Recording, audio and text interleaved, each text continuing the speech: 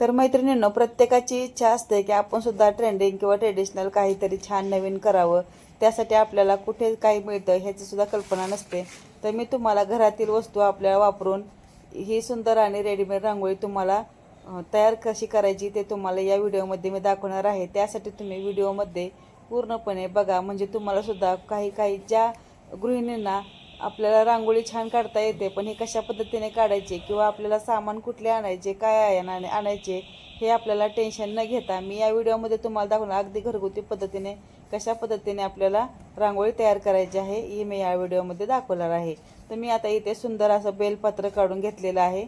इथे माझी ड्रॉइंग थोडी नीट नाही, त्याच्यामुळे बेलपत्र मी इथे थोडंसं गिरवलेलं आहे. इथे बेलपत्र काढून घेतल्यानंतर आपल्या घरामध्ये तर फेविकॉल असणारच आहे.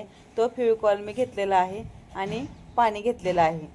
थोडंसं पाणी टाकून त्याला हलवून घ्यायचं की जेणेकरून थोडासा फेविकॉल आपला पातळ होऊन जाईल. तर अगदी कमी खर्चामध्ये इथे मी तुम्हाला रांगोळी कशी तयार करायची हे मी दाखवणार आहे. आता मी इथे ब्रश घेतलेला आहे. आता आपल्या लेकराचा ब्रश चित्रकलेचा असतोच, तो छोटासा ब्रश मी इथे घेतलेला आहे. त्या ब्रशच्या साहाय्याने मी याच्यावरती लावून घेणार आहे. तर आता आपल्याला कॅरी बॅग मी आपली साधी सामानाची जी कॅरी बॅग येते ती कॅरी बॅग मी छोटीशी चौकोन कट करून घेतलेली आहे. तुम्ही पाहू शकता. आता मला पण माहीत नाही की कोणचा त्याच्यामध्ये वापरतात ते. मी छोटीशी आपली कॅरी बॅग घेतलेली आहे आणि बेलपत्राचा जसा आकार आहे तशा आकाराप्रमाणे इथे त्या सगळ्यावरती मी फेविकॉल लावून घेतलेला आहे.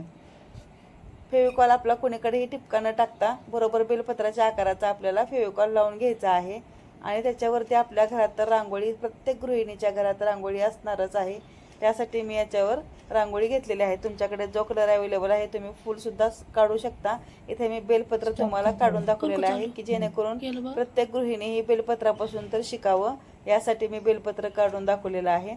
अशा पद्धतीने मी सगळीकडे फेविकॉल लावून घेतलेला आहे. आता याच्यावरती मी हिरवा कलर आहे माझ्याकडे, तो हिरवा कलर मी असा भुरभुरायला लागले आहे सगळीकडे. खूप छान येते मी टाकून घेतलेलं आहे, असं तुम्ही पाहू शकता. असं छोट्या छोट्या हाताने, आपल्या हलक्या हाताने सगळीकडे टाकून घ्यायचा.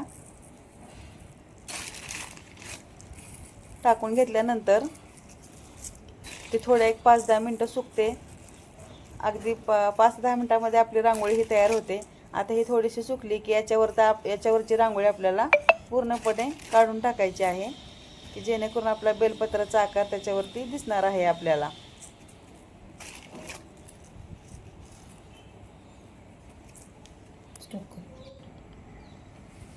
आता ही रांगोळी मी याच्यावरती काढून घेणार आहे. एक 5 मिनटं ठेवून मी ही रांगोळी सगळी काढून घेतलेली आहे याच्यावरती. आता आपला प्रॉपर आपण ज्या ठिकाणी आपण ब्रशने फेविकॉल लावला होता तशा आकाराचा आपल्याला इथे बेलपत्र आपलं तयार दिसणार आहे. आणि जी साईडची रांगोळी आहे ती सगळी काढून घ्यायची आहे आता आपल्याला. आता हे अजून 5 मिनटं आपल्याला सुकू द्यायचं आहे.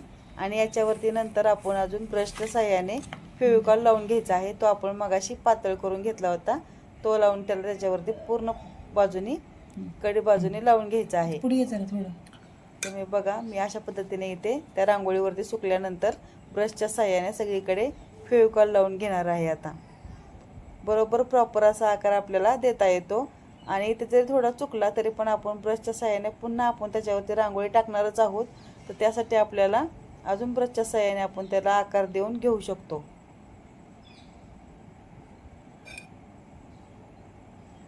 मी घरगुतीच वापर ह्याला सगळा केलेला आहे की जेणेकरून 1 रुपया खर्च नाही आपला याच्यामध्ये लागणार आहे.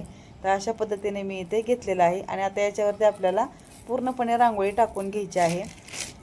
अशी दाटसर अशी रांगोळी टाकून घ्यायची. आता हा आपला फायनल लुक येणार आहे रांगोळीसाठी, त्याच्यामुळे आपल्याला दाटसर रांगोळी टाकून घ्यायची. पूर्ण अशी दाट रांगोळी टाकून घेतल्यानंतर आपल्याला हलक्या हाताने दाबायची आहे. हाताने किंवा पेपरच्या साहाय्याने आपण दाबून घ्यायची आहे ती रांगोळी की जेणेकरून ती पूर्णपणे आपल्या फेविकॉलला चिटकून जाईल आणि अशी दाट आणि गर्द हिरवी कलरचा आपला बेलपत्र तयार होणार आहे. आता याला आपल्याला 5 ते 10 मिनटं सुकून द्यायचं आहे दाबून घेतल्यानंतर.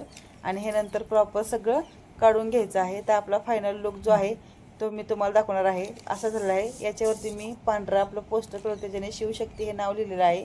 आणि इथे कात्रीच्या साहाय्याने मी पूर्ण हे काढून घेतलेलं आहे. ज्याप्रमाणे पहिल्यांदा आपण ते सगळं काढून घेतलं होतं अशा पद्धतीने आपलं हे फायनल लुक जे झालेला आहे. तर कसं वाटलं तुम्हाला व्हिडिओ, तुम्ही सुद्धा नक्की ट्राय करा. आणि ज्यांना जमत नसेल तर त्यांनी हा नक्की व्हिडिओ बघा, की तुम्हाला याच्यापासूनच तुम्ही सुरुवात करू शकता आपल्याला रांगोळी काढण्यासाठी. आणि खरंच ही खूप सुंदर रांगोळी तयार झालेली आहे. शिवशक्ती, हे बघा किती छान नाव दिसत आहे बेलपत्रावरती.